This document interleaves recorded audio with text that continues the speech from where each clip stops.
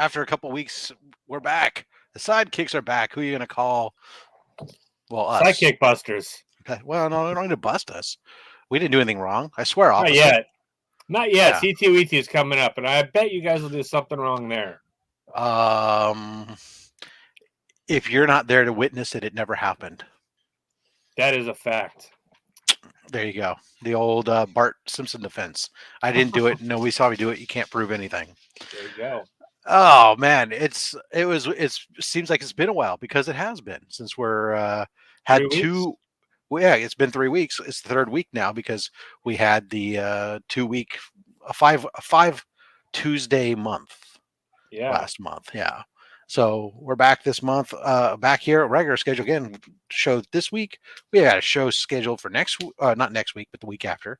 The week, and then we're back on. Yeah. Anyways, back to our always same schedule. First and third. I don't know our own schedule. God, Rob is going crazy. He's got so much stuff going on right now. I know. First and third Tuesdays, we're back. Whatever it is, you're here. We're here. Let's do a show. So Hawkeye, right? Is that where I should hit my theme song again? Do it again. Go for it.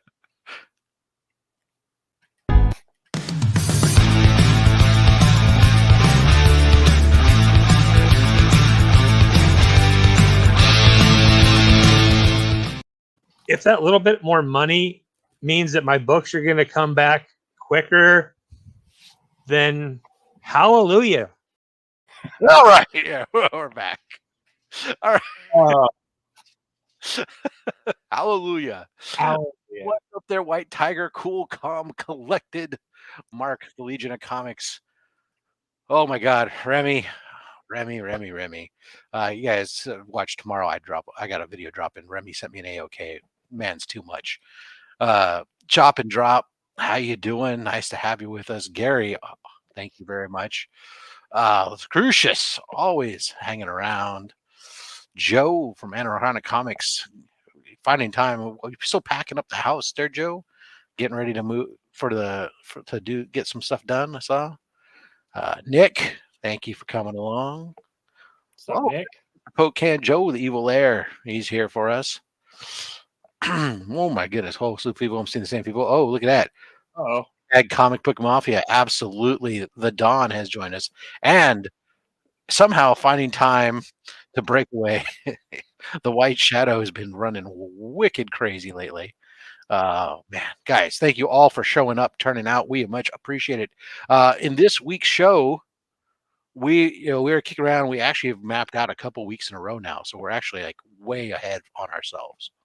But we thought first. I mean, what's the kind of one of the biggest things that's kind of going on right now in comicdom, other than maybe a particular story, is Hawkeye, right? Yeah. And marches on, bringing new people in to join us and expose us to things that we may not have seen. And so we thought we'd talk about the first 3 episodes, so to speak. So now where we've come. It's only a 6 episode run. Yeah. Together. I was surprised to see that when I read that. I thought it was going to be 8 or 10, like most of the other ones, but 6 is kind of short for something like this. So it could be, but at the same time, I'd rather have 6 and not have it be milked out, drawn out with, it depends on the pacing, right? And so far, I've been okay with the pacing on the show. We have some exposition here early on. We started picking up the pace here with our 3rd episode. So, I mean, we're halfway in. We're at that halfway mark. So now we should expect the foot to continue to step on the throttle as we go forward. But overall, first impressions, first 3 episodes in. Yay, I think it's nay? fun. I give it thumbs up. I mean, it's fun. Mm-hmm. I mean, let's be honest here. Let's just let's get the elephant out of the room here. Hawkeye has to be the most boring Avenger there is, and they made him fun, and they made it more kind of like a buddy cop TV show, almost kind of like a Die Hard Christmassy feel, but it was fun. It was better than I expected. We'll say that, way better. Yeah, I agree. I mean, I know I've heard a lot of people talking, like I've been hearing a lot of hate on Jeremy Renner and his portrayal of Hawkeye and all this stuff, but I don't know. Maybe this is one of those situations where I benefit not having been a person who's read the Avengers. I've not read the Hawkeye series with the Kate Bishop or any of this stuff. So to me, this is all new. So I don't have any backlog on that. And to me, I think that Jeremy Renner's portrayal of Hawkeye, at least how I've seen Hawkeye portrayed in the MCU as an agent, first and foremost, of some secret clandestine government agent. He's basically a spy with a bow and arrow Spy, yeah. who's done wet work, right? And carries all that, and now he's constantly looking over his shoulder and everything else he's doing. That type of thing. I mean, my dad was a cop for a while, and I remember for a long time you'd go places and they don't turn off that, all constantly looking at stuff or trying to assess danger. And you see that with veterans that come back home with problems adjusting from having been deployed overseas, where they're constantly looking and expecting certain things, and trying to turn that off is a difficult thing. And that's what I saw that was portrayed from Jeremy Renner in his portrayal here, that I thought was very interesting and very much a realistic aspect of the portrayal. Yeah, he's got PTSD for sure. Also, you got to keep in mind his family was snapped away, so he's gone through some stuff. He's finally got his family back. He's about to spend Christmas with them. I mean, this show is made me feel a lot more for Hawkeye. Being a father myself, and trying to be there for your family when you're like when you're working. I guess what he's doing, right? He's working as an Avenger, trying to get back in time for the holidays, like the sweater day or whatever, and the movie fun day, and all those different days and fun things he's got set up for his family. Makes it feel more I don't know, more relatable, I guess. Well, absolutely, right. As a father, the holidays are always those fun parts about being with your family, but especially if you'd been for 5 years without your family. Yes. Right? Because remember, the snap was 5-year period, and he's aged, went through hell for 5 years, and then all of a sudden it comes back, right? The family's back and wanting to embrace those moments and stuff that you thought you weren't going to get to see again. To then have to get sucked into somebody else's drama because of what you feel is a mess that you left out there from your own actions, right?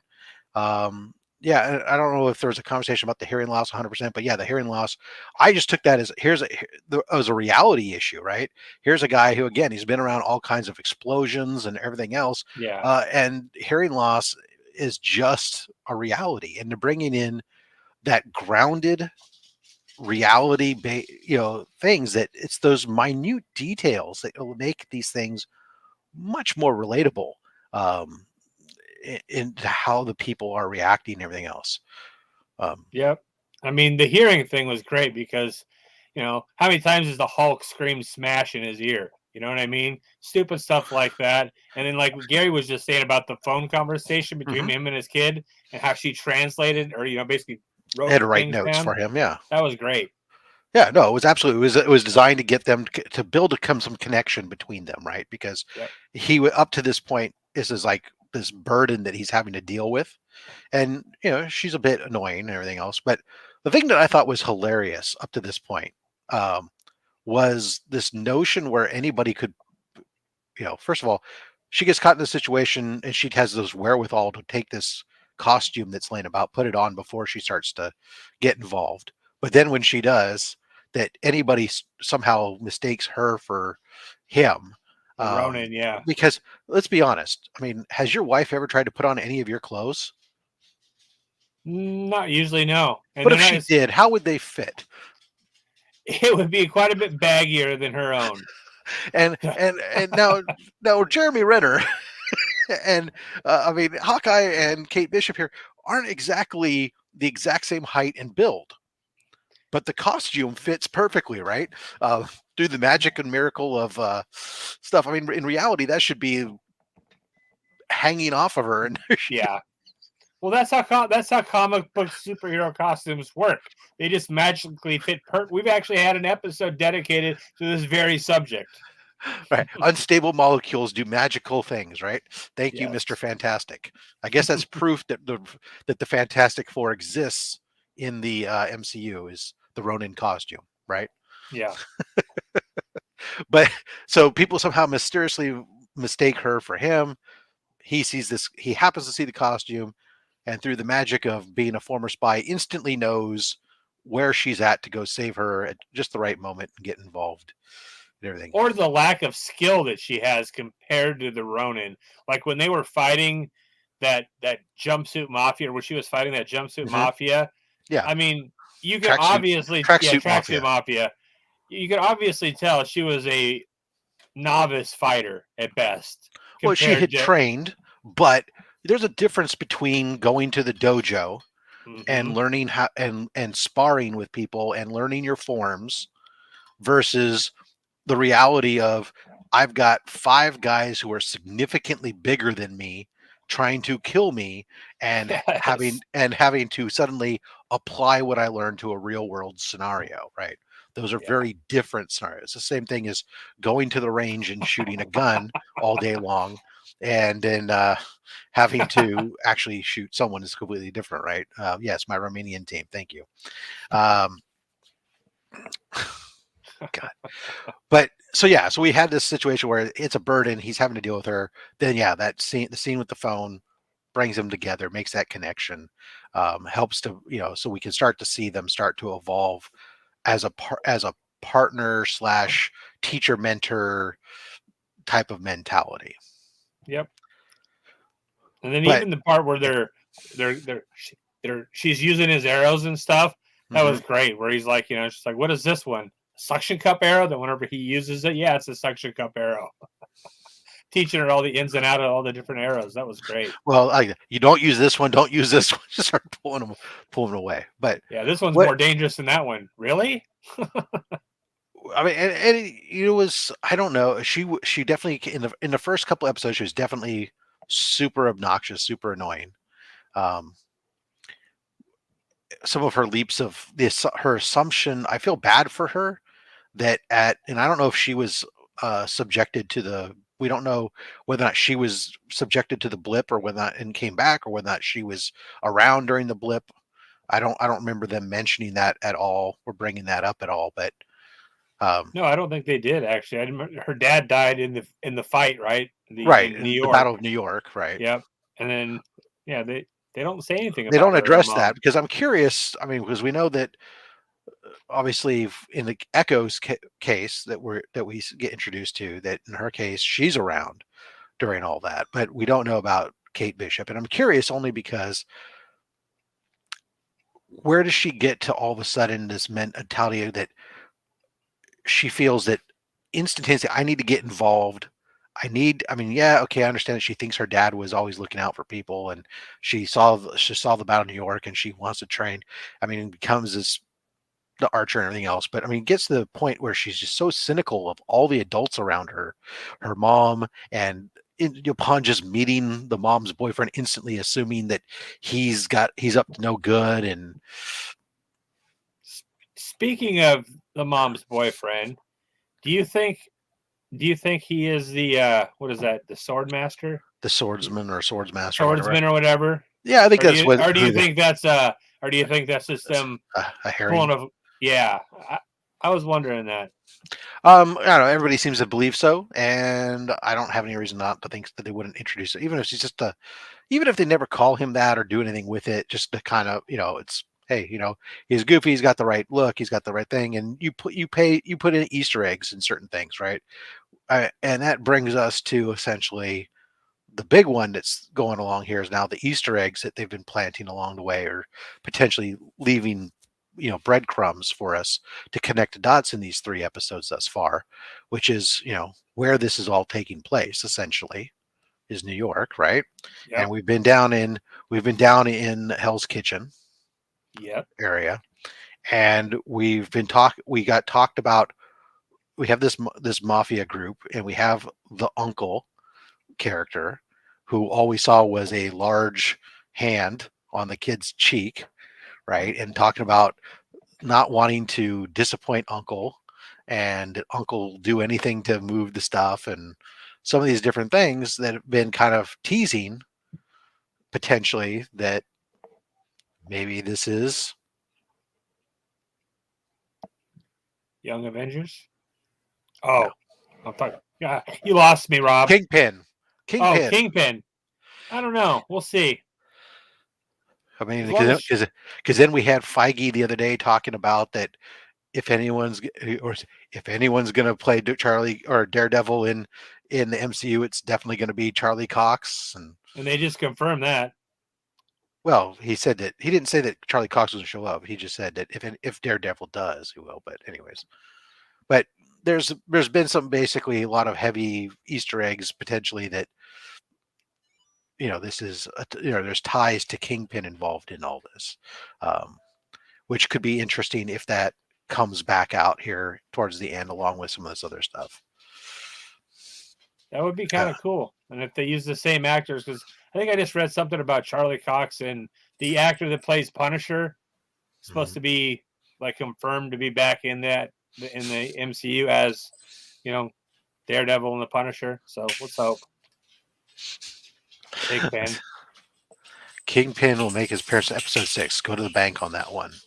Yeah, I've heard that. I've heard people saying that too, potentially, that at the end of the last episode that we could potentially see Kingpin show up, and that would be awesome. I mean, because let's be honest, we could it gives you something to build up to. That'd be a great cliffhanger to leave the scene on, and Kingpin would give you such an awesome way to build into some of your stuff, either with bringing Daredevil into the MCU, either via a show in Disney or whether it be in the movies or both, but also to tie into the Spider-Man and some of the other stuff that potentially could be going on, or could be behind bringing together the Sinister Six. So who knows? Yeah, I can't wait. Are you going to see Spider-Man on the 16th? Not the day it's coming up, but I'm coming that weekend because the following its release, our next episode is talking about Spider-Man, if you recall from our schedule. I do remember. I didn't remember if it was the day before our show or if it was. Anyways, so is there any theories from the fans, guys? What do you guys have been thinking? I mean, I loved the arrows. I do agree that was a fun chase scene. I loved the tie back to not to take the charger or a challenger. That the challenger, from what I read, because obviously I don't read the books. I said I don't read the books, but apparently it was a throwback to Black Widow owned a challenger at the time, and Hawkeye wrecked it or something, and so he didn't want to take the challenger and wreck it. Same with the LARPing, because I think someone was saying, I read something about Hawkeye. I guess his first appearance in the comics, he was basically doing basically kind of like LARPing or something like that. He was a actor of some sort, and then that was like a throwback to his first appearance in the comics, was that little scene of him doing the little LARPing. Well, there was somebody actually also dressed in the comic accurate Hawkeye in that LARPing scene. There was somebody as an archer wearing the purple thing with a H on the helmet and had 2 arrows knocked in his bow at the same time. Same with the drawing she did for his suit with the little H on his head. Right. Well, yeah. I mean, so there's a fun little drawback. Yeah, had fun. Loved their suit based drawing. Hell no. No, that's always the fun. I like they've done that with all these shows. Sometimes is some of the characters, that costumes that just aren't really practical. That they've paid homage to, even on the Netflix shows where you had, like with Luke Cage, you had a little bit of an homage to it when he got out of the prison and stuff, and this stuff like this. You had vis-a-vis, hey, you got to work on your branding, and the concept that for some reason why anyone would want to brand everything they do, right? I mean, nobody functions like that.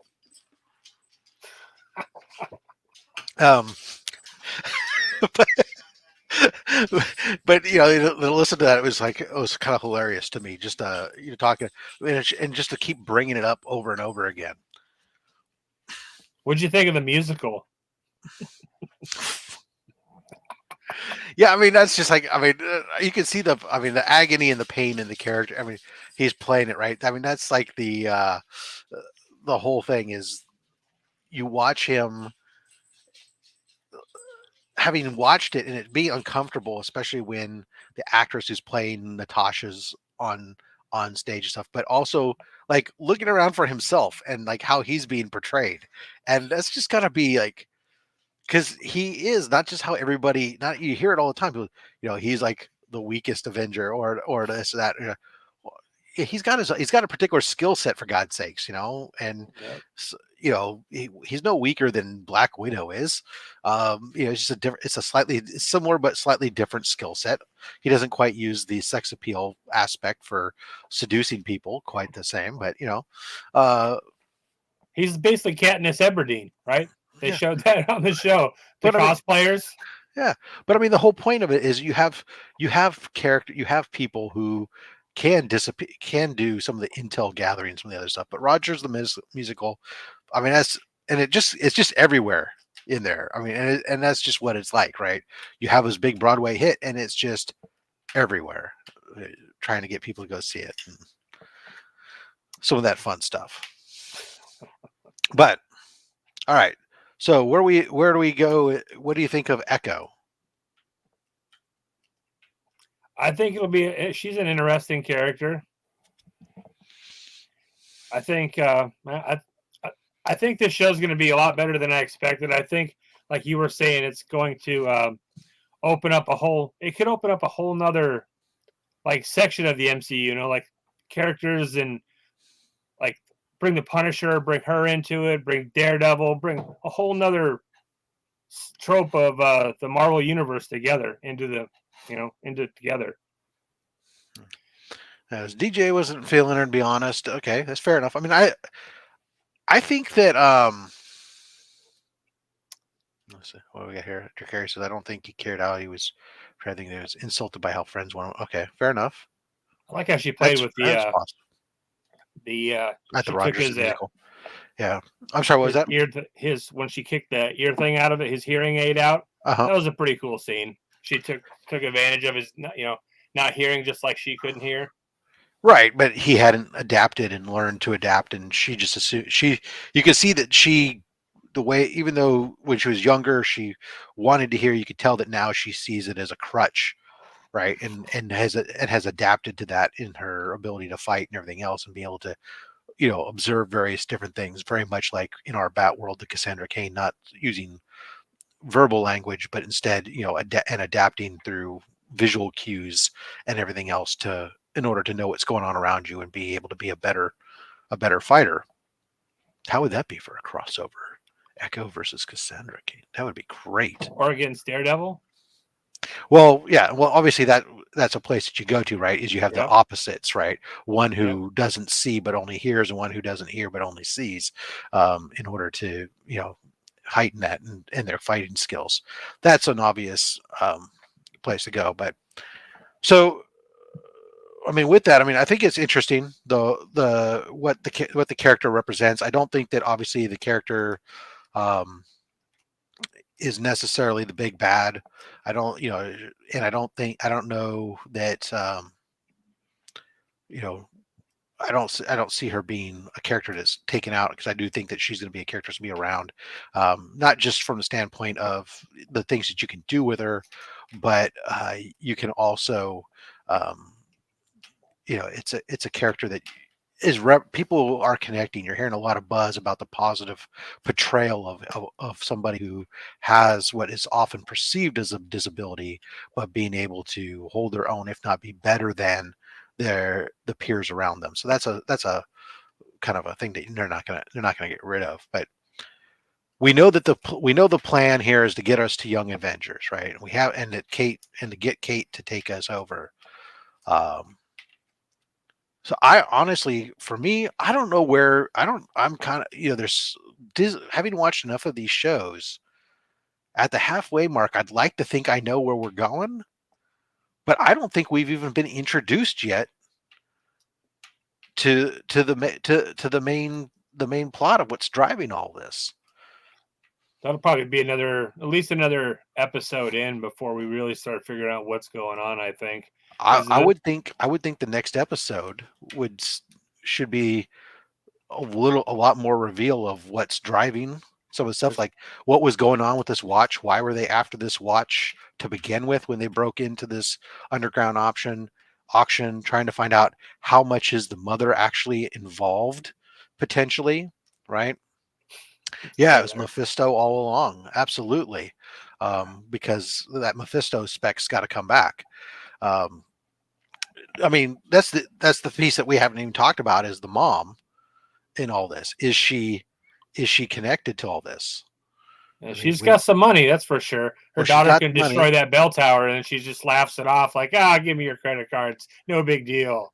She's got well, she's got the money, but she's got this security firm. We know that the daughter thinks that the dad was great, but there was some kind of animosity between mom and dad before everything. We know that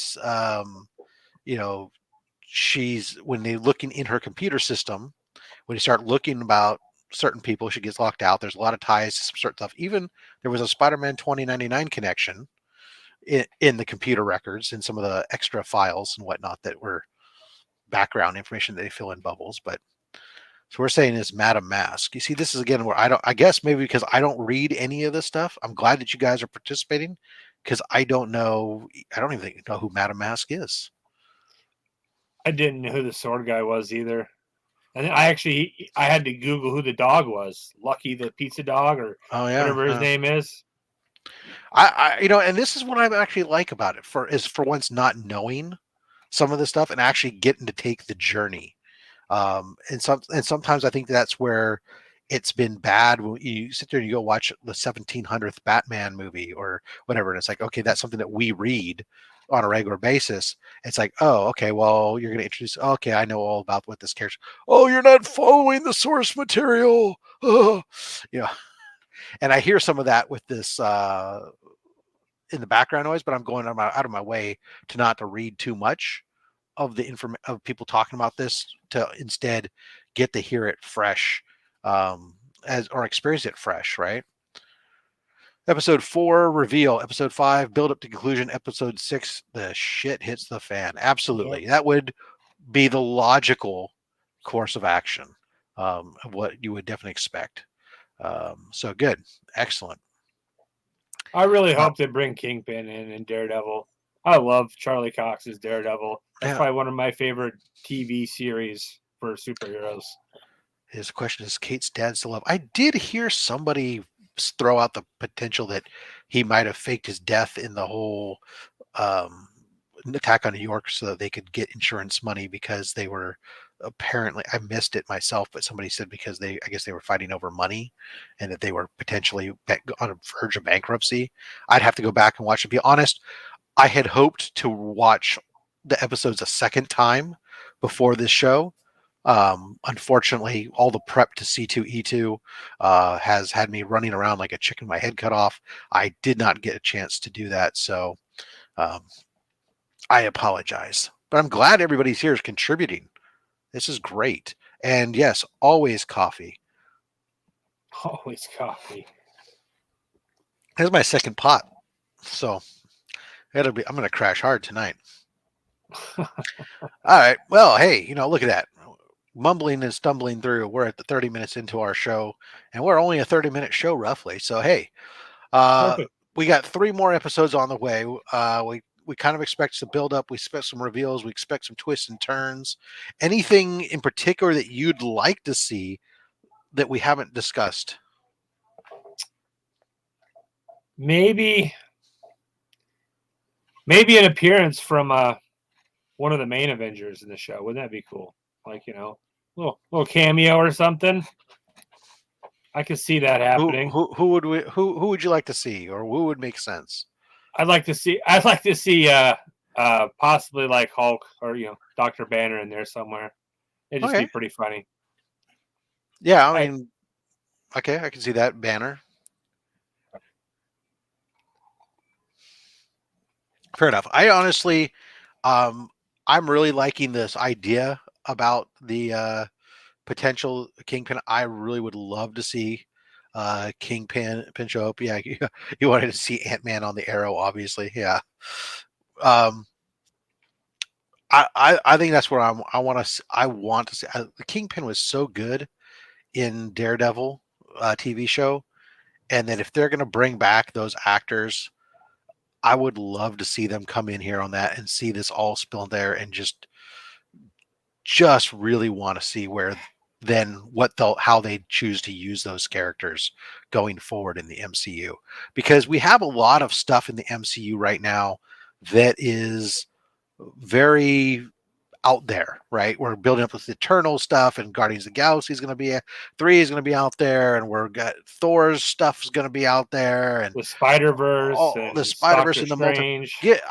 I want something that get me back to something that's give me something, some aspect of it that's still rooted here. And we know we're going to have stuff coming up with She-Hulk, and we're going to have some of these other things that are going on. So I'd like to see something for these Earth-based heroes on these TV shows, Street level potentially guys. still go into. Oh, aren't we supposed to see the Yelena? Believe it. Well, the new Black Widow's sister is supposed to show up, isn't she? I heard some rumor about that. I don't know. We'll see. No idea. Elektra might be cool. Bring back. Oh yeah, as Elektra. That'd be good. We could see Elektra show up. That'd be great. As long as it's not what's her name? Jennifer Garner. Yeah. God. Yelena was probably teased. Okay. Okay, very good. The spy gear. Okay. I'll have to go back and check that out. I might have missed that completely. It wouldn't be the first time or a surprise. Anywho, time flies. And I got a lot of stuff to do. I don't know about you, but to all you fine people who've joined us in the chat and been a part of this, great. We tried to make that. I don't think we spoiled anything really too bad, I hope. Unless you hadn't seen any of it. Now you know Echo's coming. I'm sorry about that. And you know there's some arrows. But if you were going to watch Hawkeye and didn't know that there was going to be some arrows in there. Some trick arrows, right? Yeah, some trick arrows. Then you probably really have never seen or read anything. Yeah, it was. You were pleased with a reach around. Why? Well, of course. All right, guys. Next, in 2 weeks, just before the holidays, we'll be back. We will be watching ahead of time Spider-Man Into the Multiverse, or no, that's not what it's called. Spider-Man No Way Never Home. Going Home. Somebody went home. I want to go back home. We're never going home. No Place Like Home. Spider-Man, No Home Place Alone. Like Home. Spider-Man Home Alone. Well, I don't know.